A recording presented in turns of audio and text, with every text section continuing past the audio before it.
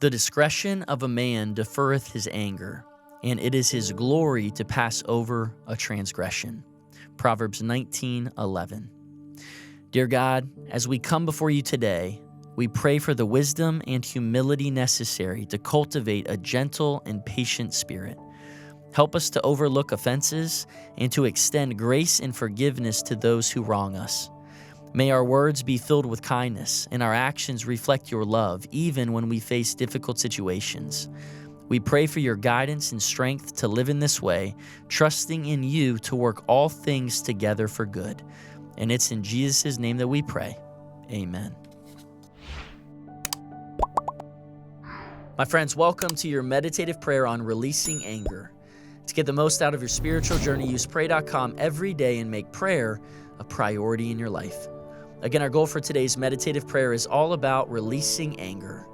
So go to your secret place, a place of personal intimacy where you can relax. Tune out everything else. Breathe in deep through your nose and slowly exhale through your mouth. And lift your heart and your mind to God's presence.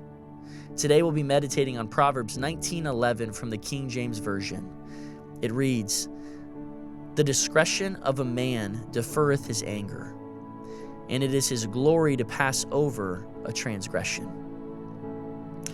Take a moment now just to pour out your adoration to God. Heavenly Father, I praise you, for you are light, and in you there is no darkness. I will worship you, and in all my ways I acknowledge you. You make my paths straight. I praise you, for you are a sun and a shield. You bestow favor and honor. No good thing you withhold from those whose walk is blameless. Lord Almighty, blessed is the one who trusts in you. Self-reflection is painful but necessary for survival. To let go of anger, you must be able to reflect on your own actions and have patience. There are many causes and triggers for anger. People will say and do things out of malice and spite. Some will even behave with ill intentions to purposefully get under your skin. The only way to overcome this, though, is to be aware of yourself and to ignore insults. Try not to take other people's offenses to heart. Sometimes this is impossible and will fail, let's be honest. Sometimes anger becomes a crippling weight around your neck. But do not accept this burden. You are not made to carry it, nor does it belong to you.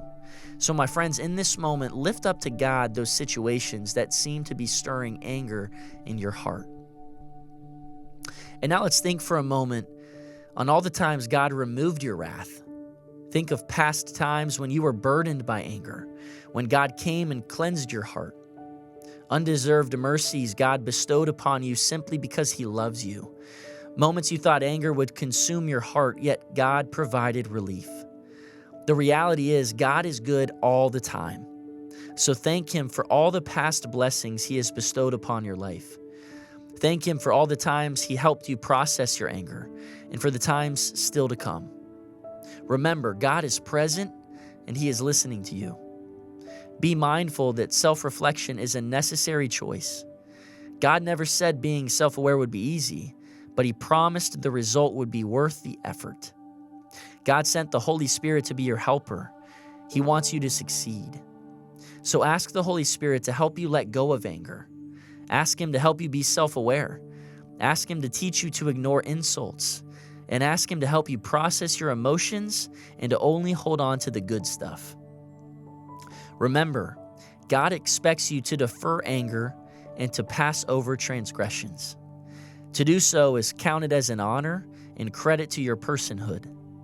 As difficult as it may seem, you can and should let go of anger. So choose to be the better person, to ignore insults and offenses, to be the person God has called you to be, and do not be afraid. Through self-reflection, you will acquire patience, and with patience, you will be able to ignore insults.